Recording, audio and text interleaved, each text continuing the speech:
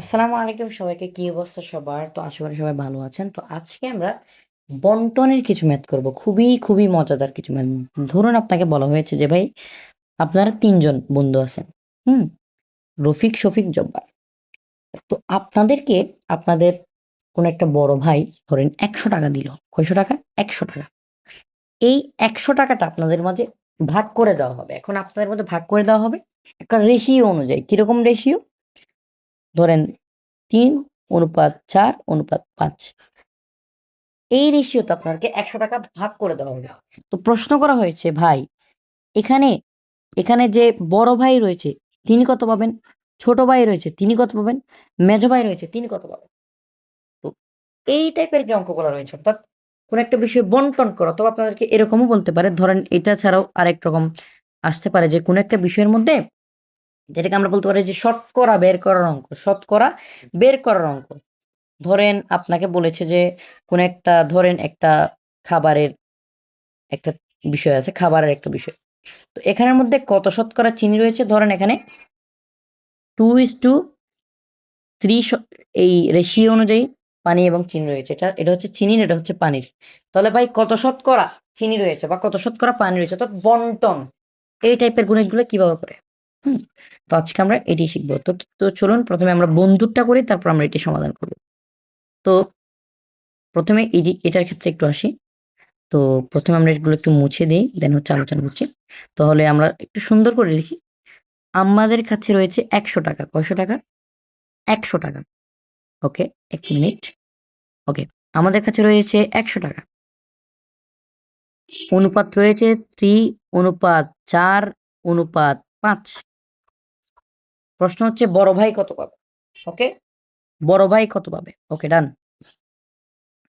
তো এটা একটু সাইডে রাখি আমরা। ওয়েট একটু, এটাকে একটু ছোট করে রাখি এপাশে, এপাশে রাখি। ওকে, ওকে। তো এটা বলা হয়েছে। তো এখন এটা আমরা কিভাবে করব? ওকে।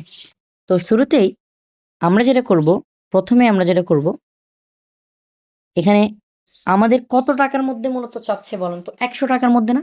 তো আমরা বলতে পারেন যে ভাই ৳১০০ এর, ৳১০০ এর, ৳১০০ এর, ওয়েট জি ঠিক আছে। ৳১০০ এর, ঠিক আছে কিনা? আমি কি ভুল বলছি? আমি কিন্তু ভুল বলি নাই। ৳১০০ এর, এরকে আমরা কিন্তু গুণাকারে প্রকাশ করি, এটা আপনারা জানেন। তো ৳১০০ এর এখানে মূলত সমষ্টিটা দিতে হয়। সমষ্টি কত? এখানে ৩ টা রেশিও আছে। আমরা সবগুলো যোগ করে দিব। তো এখন যদি আপনি 3 + 4 + 5 দেন তাহলে আনসার আসবে ১২। আনসার আসবে ১২। তাহলে মোট কয়জন? ১২ জন। মানে মোট কত? ১২। এখন এই ১২ র মধ্যে কারটা চাচ্ছেন? বড় ভাইয়েরটা। বড় ভাইয়ের রেশিও কত? ৫। ৫ দেন। এই ক্যালকুলেশন করলে আপনি ইজিলি বড় ভাইয়েরটা পেয়ে যাবেন। তো আমরা একটু ক্যালকুলেটর দিয়ে ক্যালকুলেশন করি যে ১০০ গুণ ৫/১২ আমাদের আনসার আসতেছে ৪১ দশমিক সামথিং, অর্থাৎ মোটামুটি ৪১ এর আশেপাশে আমাদের বড় ভাই পাবে। তো এইভাবে কিন্তু আপনারা ইজিলি করতে পারবেন। ঠিক আছে? এভাবে কিন্তু আপনারা ইজিলি এই বিষয়গুলো করতে পারবেন। যেমন আমরা আরেকটা, দুঃখিত, আমরা আরেকটা দেখতে পারি। যেমন ধরেন আরেকটা, যে কোনো একটা বিষয়ের মধ্যে পানি আছে। ওকে? ধরেন একটা ইয়া এ খাবারের বিষয়, ওখানে পানি রয়েছে। তো পানি রয়েছে ২:৩। ২:৩ পানি রয়েছে। তাহলে ভাই কত পানি রয়েছে? কত শতকরা পানি রয়েছে? আচ্ছা দেখেন, শতকরা বলছে না, তাহলে ১০০ এর মধ্যে, ১০০ এর মধ্যে কত ভাগ রয়েছে? কথাটা এরকম দাঁড়াচ্ছে না? যে ১০০ এর মধ্যে কত ভাগ রয়েছে? তাহলে আমরা কি করব? ১০০, কি করব? ১০০। ১০০ এর, ১০০ এর মোট কত রয়েছে বলেন তো? ২ + ৩ অর্থাৎ কত? ৫। মোট কত? ৫। এবার বলেন কারটা চাচ্ছি? ধরেন এটা চিনি, ধরেন এটা চিনি আর এটা পানি। সো ধরেন আমি পানিরটা চাচ্ছি। তাহলে আমরা পানিরটা এখানে দিয়ে দিব। এইটা জাস্ট ক্যালকুলেশন করব।